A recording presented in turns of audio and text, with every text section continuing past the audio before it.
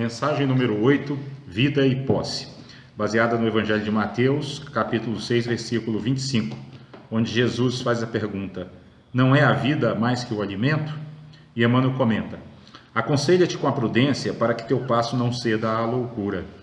Há milhares de pessoas que efetuam a romagem carnal, amontoando posses exteriores à gana de ilusória evidência. Senhoreiam terras que não cultivam, acumulam ouro sem proveito, guardam larga cópia de vestimenta sem qualquer utilidade, retêm grandes arcas de pão que os vermes devoram, disputam remunerações e vantagens de que não necessitam, e imobilizam-se no medo ou no tédio, no capricho maligno ou nas doenças imaginárias, até que a morte lhes reclama a devolução do próprio corpo. Não ouvides assim a tua condição de usufrutuário do mundo e aprende a conservar no próprio íntimo os valores da grande vida. Vale-te dos bens passageiros para estender o bem eterno. Aproveita os obstáculos para incorporar a riqueza da experiência. Não retenhas recursos externos de que não careças. Não desprezes lição alguma. Começa a luta de cada dia com o deslumbramento de quem observa a beleza terrestre pela primeira vez e agradece a paz da noite como quem se despede do mundo para transferir-se de residência. Ama pela glória de amar, serve sem prender-te, lembra-te de que amanhã restituirás à vida o que a vida te emprestou em nome de Deus, e que os tesouros do teu espírito serão apenas aqueles que houveres amealhado em ti próprio no campo da educação e das boas obras. Bom, então essa mensagem, ela fala dessa relação nossa com o plano material, né? E fala sobre essa relação do ponto de vista da sabedoria, do ponto de vista da espiritualidade. Porque aqui, por exemplo, no final, quando o Emmanuel diz lembra-te de que amanhã restituirás à vida o que a vida te emprestou, esse é o ponto-chave de como a doutrina espírita enxerga as posses materiais, né? Ela não enxerga as posses materiais como posses, ela enxerga essas posses materiais como empréstimos que a vida temporariamente coloca em nossas mãos para que a gente faça o melhor em proveito do nosso desenvolvimento espiritual e do desenvolvimento espiritual daqueles a quem a gente possa amparar, ajudar e assistir, né? Então esse é o ponto crucial, que lembra daquela passagem do Evangelho, quando Jesus diz assim: não se pode servir a Deus e a Mamon, né? Então, durante toda a nossa vida encarnada, nós estamos fazendo essa escolha, né?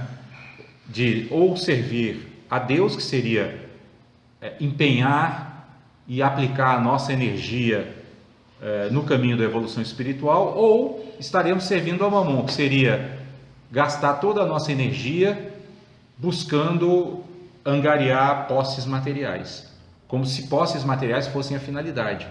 E o que a mensagem coloca, e o que os ensinamentos evangélicos também colocam, é que as posses, elas são os meios para que a gente faça esse trabalho de aprimoramento espiritual nosso e do nosso entorno, né?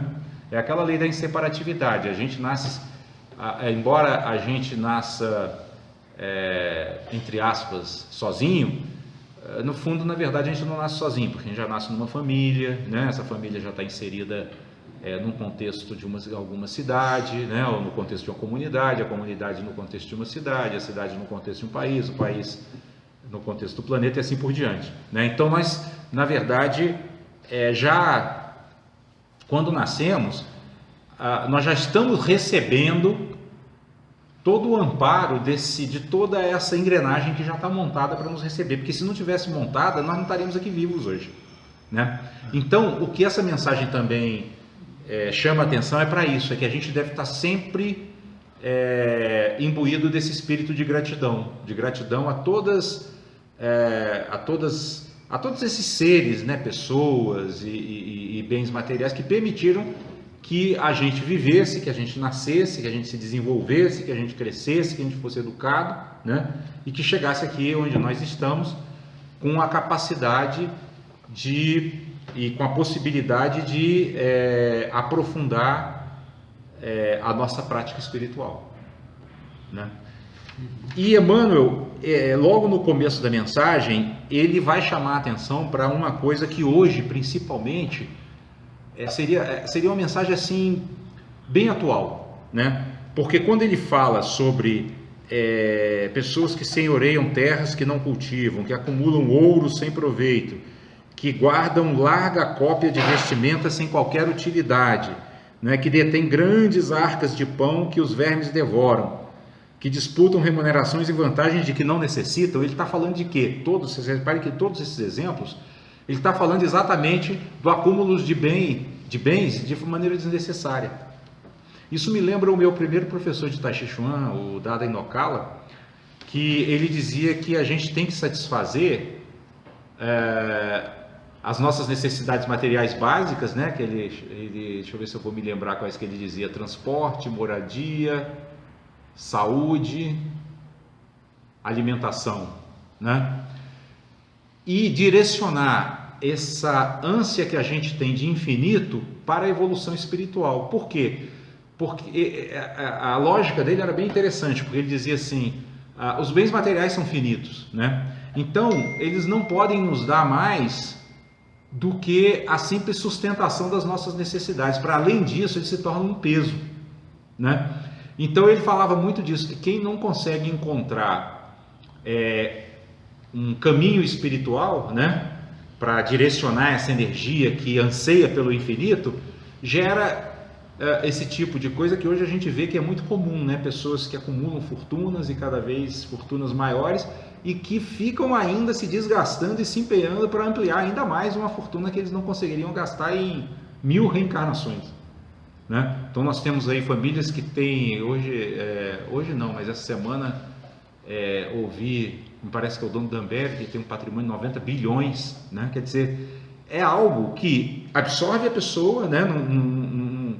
Não sobra mais tempo para quase nada, né? Porque se torna uma coisa extremamente complexa de ser administrada e a pessoa não tem mais espaço de tempo, né? Nem energia para dedicar aquilo que é a finalidade da vida encarnada, que é a evolução espiritual, né? Então, quando Emmanuel começa a mensagem com todos esses exemplos, ele chama a atenção para essa sanha acumuladora que existe hoje, né? E hoje a coisa se agravou, porque antigamente, por exemplo, há pouco tempo atrás, eu estou falando antigamente, mas há pouco tempo atrás, a pessoa se tornava muito rica porque era um industrial, então ele ainda produzia alguma coisa, né? Produzia bens que a sociedade consumia de alguma forma, né? Mesmo que ele estivesse acumulando além do necessário para ele. Só que agora a gente tem essa filosofia do rentismo, né? As pessoas compram papéis, né? Aplicam em bolsa, aplicam aqui, aplicam ali, não produzem nada, né? E ao mesmo tempo gastam muita energia. Não sei se vocês já tiveram a oportunidade de ver na televisão aquele pessoal que administra a bolsa, o quanto que é estressante aquele ambiente, né? Eles ficam ali, aquilo muda a cada segundo, né? Parece que de uma hora para outra alguém vende não sei quantas mil ações de uma empresa e uma correria, porque olha, vai cair, vende, compra, né? Ou seja, um desgaste inútil do ponto de vista, né, da verdadeira essência da vida, por uma coisa que, além de tudo, nem bens materiais para consumo não produz, né? Então, essa mensagem, ela é muito atual, né? Essa pergunta de Jesus hoje deveria ser uma pergunta que todas essas pessoas, e nós mesmos, né, que ainda temos uma grande tendência a se deixar absorver pelo cuidado com os bens materiais da vida, né? Essa é uma pergunta que a gente tem que manter sempre em mente, essa pergunta de Jesus, né? Não é a vida mais que o alimento, né? E ele, se não me engano, não sei se é nessa mesma passagem, mas ele diz também, não é o corpo mais do que as vestes, e não é a alma mais do que o corpo. Então nessa lição, Jesus deixa muito claro como ter sabedoria para saber priorizar o que deve ser priorizado, né? E não gastar tempo, não desperdiçar tempo com o que só vai fazer com que a gente se desvie do nosso caminho.